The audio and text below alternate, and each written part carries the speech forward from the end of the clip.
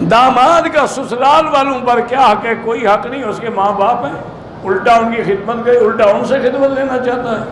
یہ اچھا داماد ہے، پہلے جہیز کے طریقے سے مال وصول کیا، اب مزید جناب ان سے فائدہ اٹھا رہا ہے۔ پھر بیوی تو نہ ہوئی، تم نے ٹکٹ لی ہے۔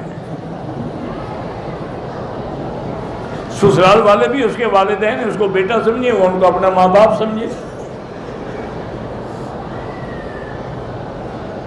کہتے ہیں جی بریلوی حضرات دلیل دیتے ہیں کہ ہم نے مدینے میں دیکھا کہ ایک آدمی نے اذان دی اور انگوٹھے چومے، تو ہم نے کلمہ اس اذان دینے والے کا پڑھا ہے یا نبی پاک کا پڑھا ہے؟